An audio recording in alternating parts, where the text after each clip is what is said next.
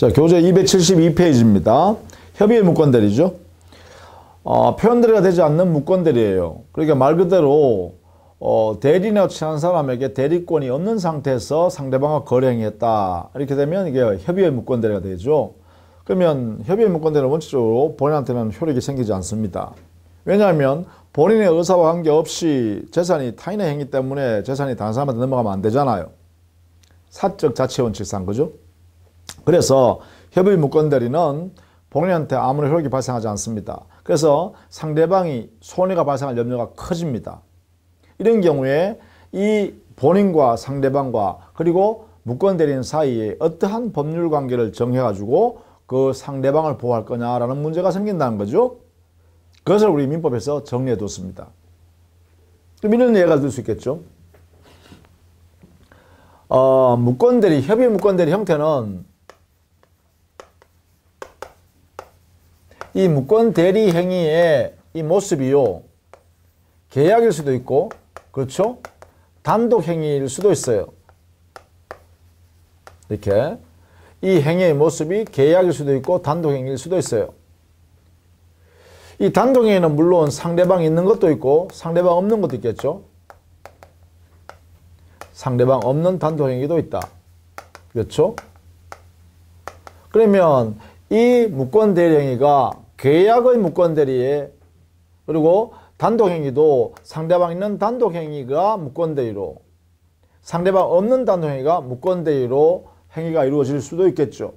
그래서 이 세 가지 형태였을 거예요. 그죠? 무권대리 행위의 모습은 계약, 상대방 있는 단독 행위, 상대방 없는 단독 행위, 이 세 가지 형태로 존재할 수 있어요. 그러면 여기에 먼저요, 정리를 해둘 게 하나 있는데, 상대방 없는 단독 행위를 무권대리 행위로 했다라고 하면 이때는 이 단독 행위는 절대적, 확정적 무효입니다. 확정적, 절대적 무효이기 때문에 이 무효가요, 이때는 이 무권대리 제도를 여기에 적용할 수 없습니다. 상대방 없는 단독 행위에 대해서는 효력이 이렇게 절대적이고 확정적 무효이기 때문에 여기는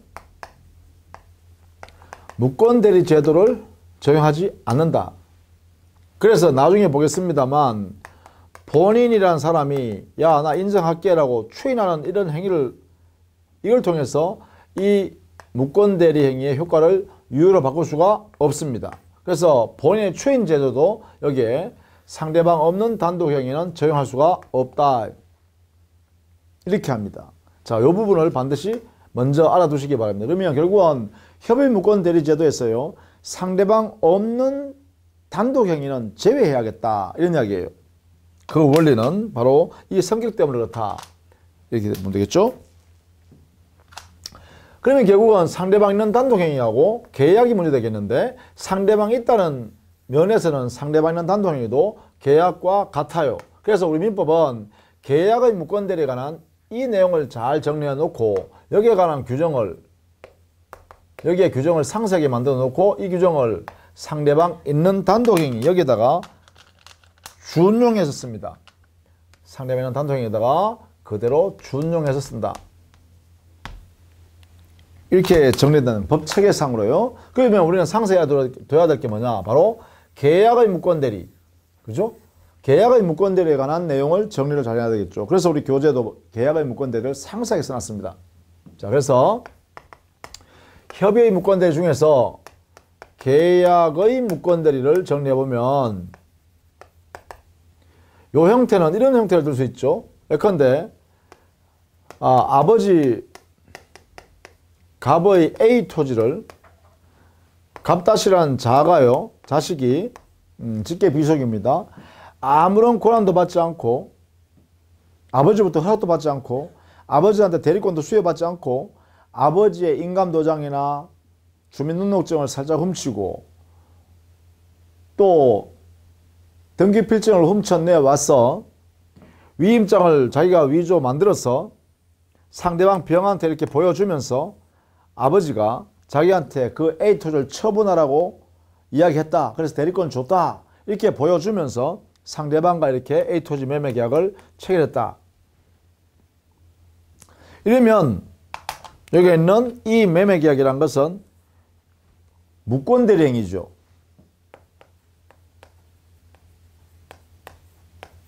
무권대리행위로서 매매계약이 되겠죠. 왜냐하면 대리권 없는 상태였으니까요. 그리고 이 상대방은 그렇게 믿었다, 그죠? 이렇게 대리권 인주를 믿었다는 거예요. 서를 다 가져왔으니까. 그런데 이게 본인 아버지 갑은 이러한 대리권이 있다고 볼 만한 외관을 만들어내는데 아무런 잘못이 없죠. 무책이잖아요. 귀체 사유가 없잖아요, 그죠? 귀체 사유가 없어요. 이런 경우는 뭐라 한다? 이게 바로 협의의 무권대리다 이 말이에요. 협의의 무권대리다. 그것도 뭐예요? 매매 계약의 무권대리니까 계약상의 무권대리다. 자, 이런 경우 본인의 소유권은요, 여기에 A 토지 소유권은 움직이면 안 되겠죠. 그게 바로 뭐예요? 이 무권대리 행위의 효과는 무효이다. 무효란 말은 본인과 상대방 사이에 권리 의무가 안 생긴다는 거죠. 이게 무효란 거예요. 이 의미는 이게 무효다. 무효란 말은 뭐예요? 여기에 있는 소유권이 설령 병이 소유권 이전 등기했다 하더라도 소유권 못 가져간다는 거죠. 이게 바로 소유권은 아직 여기 갑의 소유권은 여기 남아있다. 이게 바로 무효라는 의미입니다. 무효. 자, 이런 경우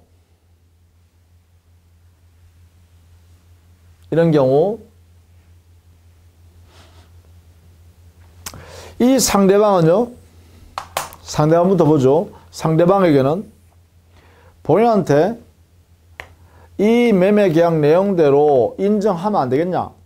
매매계약 별도로 매매계약 할 필요 없이 이 무권대리인 갑-자와 거래했던 요 매매계약 내용대로 인정해주면 안 되겠습니까? 라고 상대방의 경우는요, 먼저 저기 있는 본인한테 최고할 수 있어요. 물어볼 수 있어요.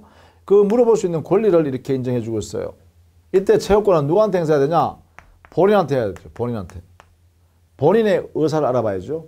그래서 본인한테 최고 여부를 물어볼 수 있어요. 이렇게. 다만 상당 기간 생각할 시간을 주고 이 기간 내에 추인 여부를 대답해달라고 이렇게 최고할 수 있습니다. 이게 131조에 있죠. 우리 교재야 볼까요? 131조. 대리권 얻는 자가 타인의 대리인으로 계약을 한 경우에, 그러니까 무권대리로서의 계약을 한 경우에 상대방은 상당 기간을 정하여 본인에게 그 추인 여부의 확답을 최고할 수 있다. 대답해 주실래요? 이렇게 해요. 그러니까 병원 갑한테 이렇게 이 계약 내용대로 그냥 인정합시다. 그러니까 어떻게 생각합니까? 인정해 줄래요? 이렇게 물어본다. 추인 여부를 물어볼 수 있다. 근데 문제는 이 본인이 아무런 말을 요 상당기간 내에 본인이 아무런 말을 바라지 않으면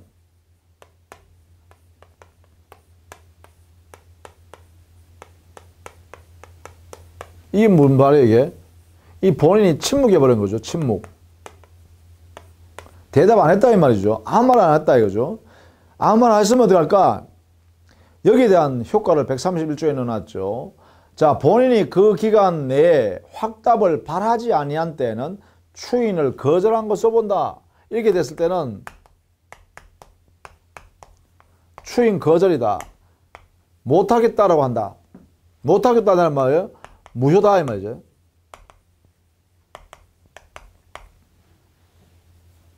이게 바로 상대방의 채권입니다. 이때 이렇게 바라지 않으면 효과가 발생하죠. 바라지 않아도 효과가 발생하니까 이게 발신주의예요.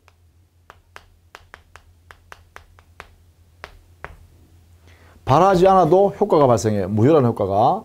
그래서 발신주의가 적용되는 거예요. 자, 이때 최고할 때는요, 상대방에게 대리행위 당시에 갑-이란 자가 대리권이 없다는 사실을 몰랐던 알았던 관계없다는 거예요.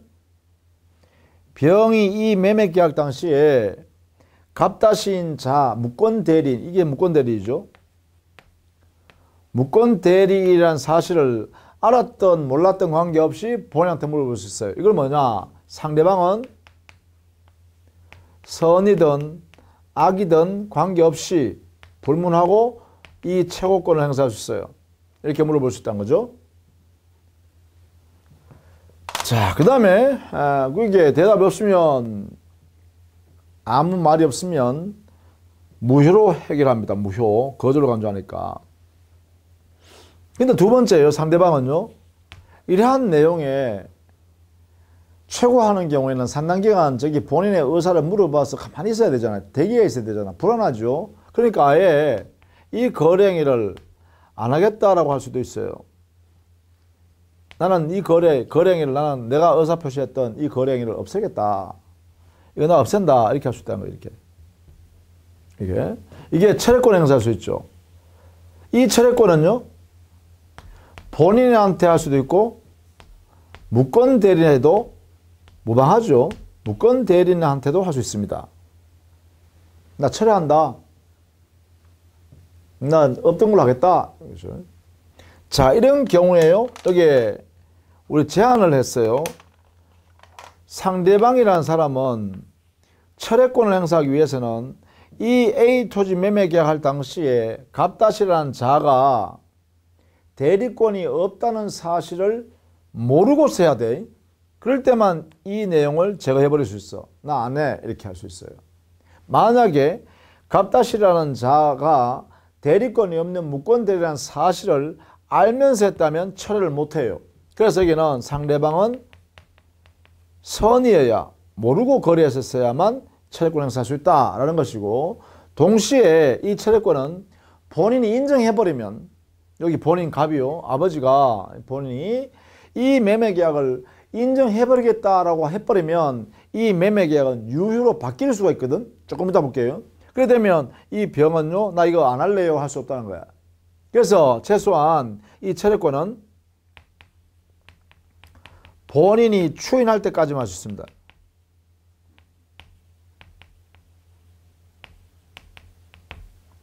이때까지만 철회권을 행사할 수 있습니다. 본인이 추인할 때까지만. 본인 추인을 먼저 해버리면 안 된다는 거죠. 이렇게 되면 철회 이렇게, 자, 이런 요건 하에서 철회를 했다면 그때는 역시 이 무권대리행위는 확정적으로 무효가 되겠죠. 이게 철회권입니다. 그럼 결국은요, 상대방한테 이러한 두 가지 권리를 주겠다는 거예요. 최고권 행사든 아니면 철회권 행사든 상대방은 알아서 해라 이거죠. 최고에서 본인의 의사에 따라서 법효과를 부여받든지 아니면 스스로 나 이거 안 할래 해서 제거해버리든지 선택을 마음대로 행사할 수 있다. 물론 이때 최고권이나 철회권의 이 권리는 형성권입니다. 형성권이에요. 최고에서 가만히 놔둬버리면 본인이 아무 말 없으면 무효로 확정시켜버리죠. 무효. 그 다음에 철회권 행사해버리면 바로 무효 만들어버리죠. 그래서 이 권리 행사에서 일정한 효과가 형성돼 버립니다. 그래서 최고권이나 철회권은 모두 형성권이다. 이렇게 되겠죠. 물론 상대방이 최고하는 행위 자체는 의사의 통지고요. 상대방이 철회권 행사할 때는 철회한다라고 할 때는 이거는 의사표시입니다. 상대방이 있는 단독행위죠. 법령입니다. 이거는 법률행위고 여기는 준법령입니다. 최고행위는 준법령이, 철회행위는 법령입니다. 준법령이, 법률행위. 되겠죠? 자, 이에 반해서요, 본인은요, 본인. 저기에 있는 갑 다시 본인은, 여기 본인, 갑이요, 갑. 이 본인, 부는 어떻게 할 수 있냐? 여기에, 부는, 본인. 이 사람은요, 이 매매계약을 인정해버릴 수도 있고, 이 매매계약을 영원히 나는 못해 라고 거절해볼 수도 있죠. 그래서 본인은 첫 번째, 인정한다 이 말은 뭐예요? 추후에 인정하는 행위니까 추인권 행사하는 거죠. 추인권 행사할 수 있어요.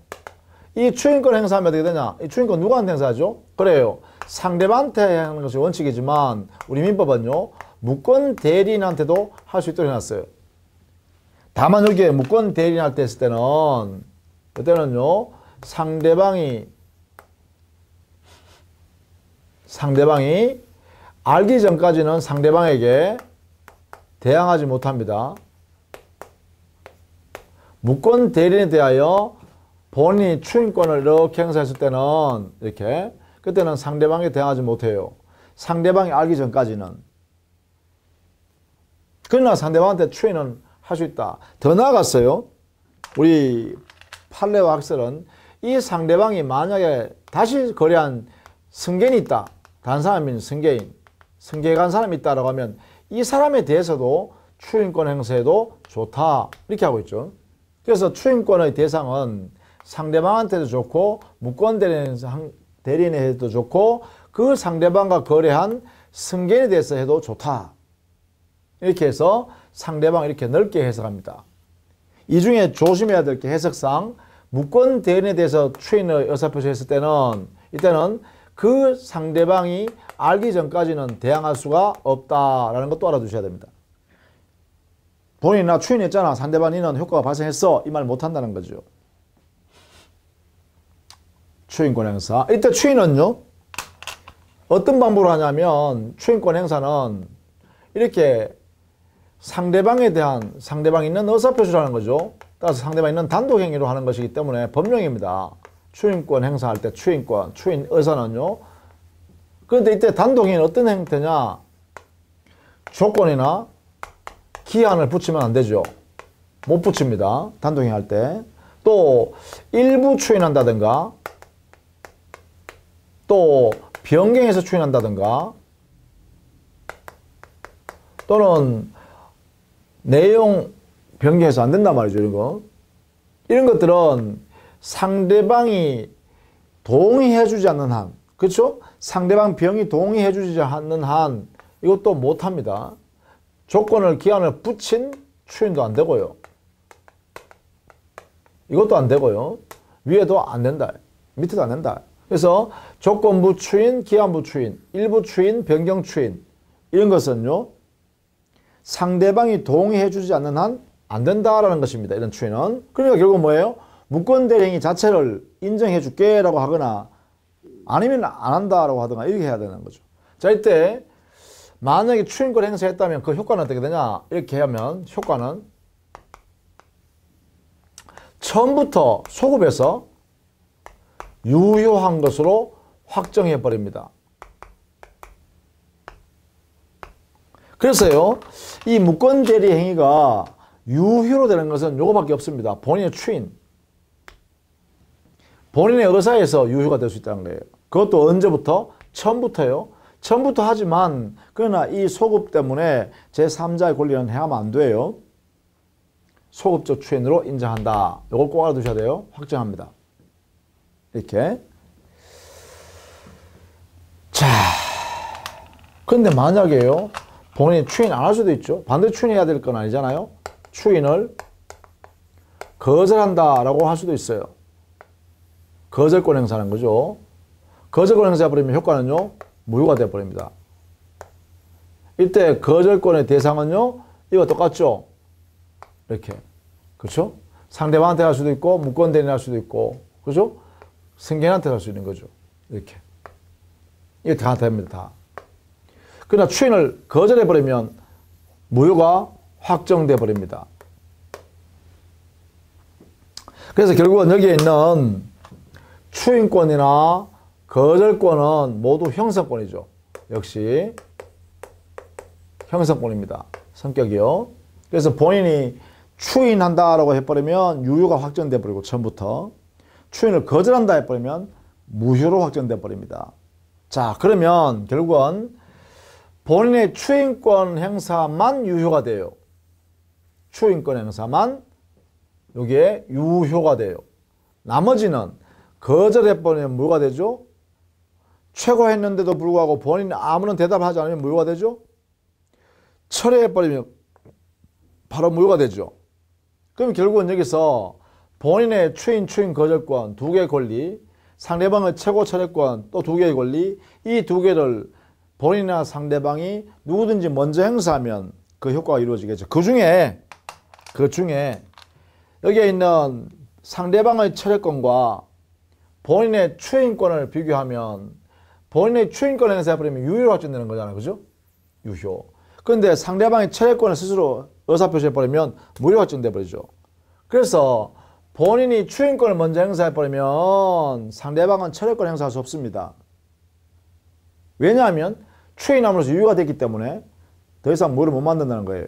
근데 만약에 상대방이 철회권을 먼저 행사해서 무효로 만들어버리면 본인은 추인을 또 못합니다. 왜냐하면 철회했으므로 무효가 확정됐기 때문에 추인도 못한다는 것이죠. 따라서 상대방의 철회권과 본인의 추인권은 누가 먼저 행사하느냐에 따라서 법 효과가 확정된다. 그죠? 자, 이런 관계다. 그래서 선후 관계는 아닙니다. 반드시 본인이 상대방이 먼저 최고하고 그 다음에 본인이 추인할 거냐 거절할 거냐 이렇게 순서 이렇게 따라지는 게 아니고 본인의 추인 거절권 행사를 자기 마음대로 행사할 수 있어요. 다만 추인권 행사할 때는 상대방의 철회권 행사하기 전까지만 할 수 있는 거지. 또 상대방도 최고권이나 철회권을 마음대로 행사할 수 있는데 다만 철회권 행사하려고 그러면 본인이 추인하기 전까지만 철회권 행사할 수 있겠죠. 왜? 본인의 추인권과 상대방의 철회권은 서로 효과가 반대이기 때문에 누가 먼저 행사하냐에 따라서 상대방의 권리는 행사 못합니다. 자, 이런 관계를 이해해 두시면 되겠죠. 자, 어쨌든 간에 계약의 무권대리 여기 와보시면 계약의 무권대리 했을 때 본인은 추인권이나 추인 거절권 행사해서 법효과를 만들고 여기 상대방은 최고권이나 철회권을 통해서 법효과를 부여합니다. 이 중에 본인의 추인권만 유효로 바뀌고 나머지는 전부 다 무효입니다. 그러면 여기에 무권대리행위의 무효란 것은 유효로 바뀔 수도 있고 무효로 확정될 수도 있는 그러한 무효 상태죠. 그래서 이 무권대리 행위로서 존재하고 있는 무효라는 상태는 바로 유동적 상태의 무효다.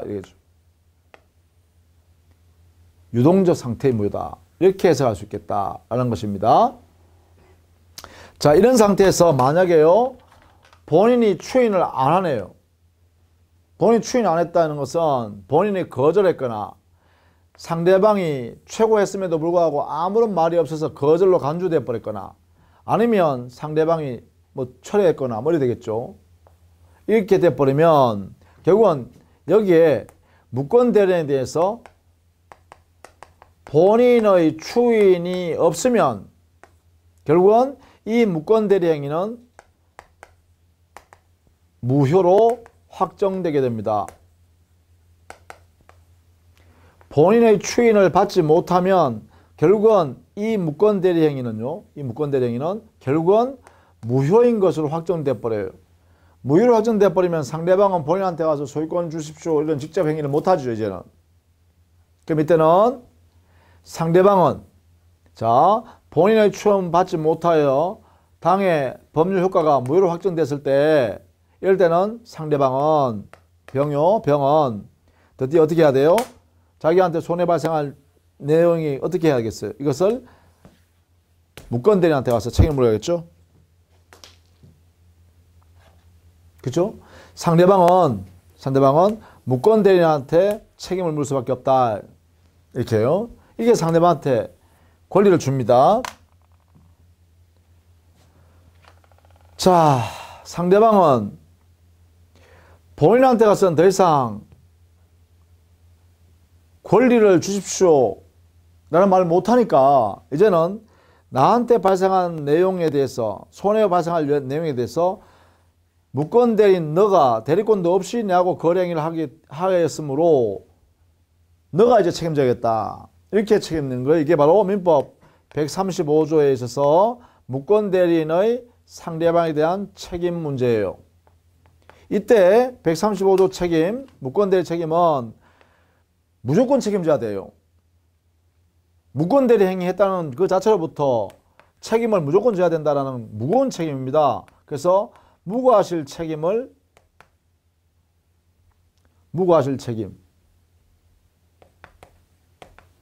이것을 무권대리인이 책임을 집니다. 그 책임의 종류는 어떤 거냐 하면 여기에 상대방한테 권리로 나타나는데 이 권리는 두 개 중에 하나를 선택하여 행사할 수 있습니다. 선택은 물론 상대방이 선택하죠. 상대방 병이 선택해서 이 권리 두 개 중에 하나를 행사하면 이 무권대리는 무과실 책임이기 때문에 무조건 책임져야 됩니다. 이때 이 상대방이 선택할 수 있는 권리는 두 개 중에 하나입니다. 한 개는 뭐냐? 이 계약 내용대로 이행하라고 청구할 수도 있고, 계약 이행을 청구할 수도 있고, 청구권, 계약 이행 청구권, 또는 계약 내용대로 이행 안 받을래, 나 손해나는 거 손해배상해, 금전적으로 손해배상하라, 이것도 선택할 수 있습니다. 그래서 손해배상 청구권을 행사할 수도 있습니다. 이 둘 중에 선택해서 청구한다, 상대방은. 물론 이게 두 개 관계를 보면 계약 이행에 가름하여 손해배상을 청구하는 거니까, 이때 손해배상은 계약을 이행받았다면 누릴 수 있었던 이익, 이 이익을 배상하라 이래 되겠죠. 그래서 손해배상의 범위는 이행이익으로서의 배상을 청구하는 것이 됩니다. 그러다 보니까 이 두 개 중에 한 개만 선택해야 돼요. 그 선택은 상대방이 스스로 하면 됩니다. 상대방이 선택해서 계약 이행을 청구하거나 아니면 이행에 가름하여 이행이익으로서의 손해배상을 청구할 수 있습니다. 이 청구하면 이 무권대리는 무조건 책임져야 되는 무과실 책임을 지고 있다, 이런 이야기죠. 자, 이때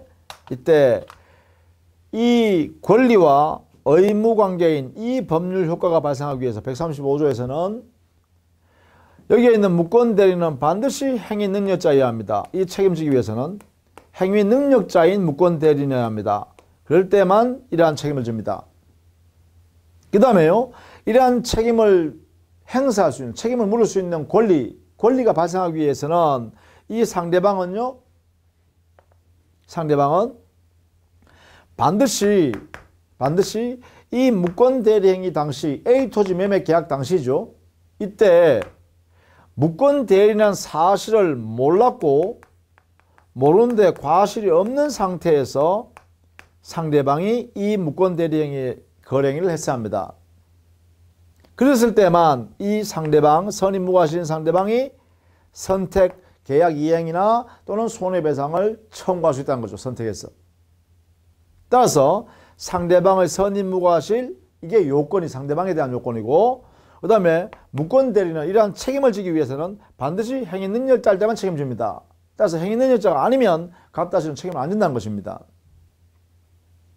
그래서 요 두 가지가 무권대리인의 상대방에 대한 책임, 이 책임이 발생하기 위한 요건이 행위능력자인 무권대리인일 것, 그 거래 상대방은 무권대리라는 사실을 몰랐고 모르는데 과실 없이 거래 행위를 한 상대방일 것, 이 두 가지 요건을 꼭 알아두셔야 됩니다. 이렇게. 자, 이런 관계에서 무권대리인의 책임이 발생한다, 이런 이야기예요. 자, 이 내용이요, 우리 교재 272페이지, 273페이지, 그 다음에 274페이지, 275페이지, 여기까지 아주 상세하게 정리해 두었습니다. 이 내용을 여러분이 전부 다 알아두셔야 돼요. 여기는 시험에 잘 나오는 영역이기도 합니다. 그러니까 꼭 정리를 해 두십시오. 제가 표를 만들어 놨으니까 이걸 두 번, 세 번 보시면 되겠죠. 자, 이렇게 해 주시기 바랍니다. 그리고 276페이지에 가면 단독행위의 무권대리, 즉 단독행위는 상대방 있는 것도 있고 없는 것도 있다 했잖아요. 그런데 상대방 있는 단독행위에 대해서는 계약의 무권대리에 관한 규정을 그대로 준용하면 되니까, 우리 민법에 준용하도록 돼 있어요. 준용하면 되니까 원칙은 무효다, 무효이지만 이러한 내용에 적용을 받을 수 있다는 것이죠. 이러한 내용, 본인의 추인 거절권, 상대방의 철회 최고권, 그렇죠, 이런 것들을 해결할 수 있다는 것이죠. 그러나 상대방 없는 단독행위를 무권대리했다 하면 이거는 확정적이고 절대적 무효이기 때문에 본인이 추인도 할 수 없습니다. 이거는 효력이 인정할 수 없다는 거죠. 대리제도로 쓰는 거죠. 왜냐하면 여기에 무권대리 제도에서는요, 그 무효라는 것이 확정되어 있는 무효가 아니고 유동적 무효 상태에 있는 무권대리 행위예요. 그러니까 무권대리 행위가 유동적 무효 상태에 있기 때문에 본인이 추인함으로써 유효한 행위로 바꿀 수 있잖아요. 그런데 상대방 없는 단독행위의 무권대리의 경우는 아예 확정되어 있는 무권대리이기 때문에, 그러니까 확정적 무효이기 때문에 여기는 본인의 추인이라는 제도가 여기는 적용되지 않는다. 이것도 역시 여러분 꼭 알아두셔야겠습니다. 자, 이렇게 했어요. 무권대리 중에서도 협의 무권대리로 총정리했어요. 그래서 표현대리 제도하고 협의 무권대리 제도 이 원리를 잘 이해해 두셔야 됩니다. 협의 무권대리에서는 삼명관계에서 본인의 권리인 추인 거절권 행사, 상대방의 권리인 최고 철회권 행사, 그리고 무권대리인은 무조건 책임져야 무과실 책임의 내용, 이것을 정리 잘 해두셔야 됩니다. 그리고 표현대리에서는 표현대리의 형태가요, 125조 표현대리, 126조 표현대리, 129조 표현대리가 있었죠. 이 세 개의 요건과 효과는 공통적이죠. 이 요건들을 잘 검토할 줄 알아야 되겠습니다. 이것을 여러분은 여러 번 반복해서 정리를 해 두시기 바랍니다. 자, 이렇게 해서요, 무권대리를 모두 마무리 짓고요. 다음 시간부터는 법령의 무효와 취소를 정리하도록 하겠습니다. 자, 수고 많으셨습니다.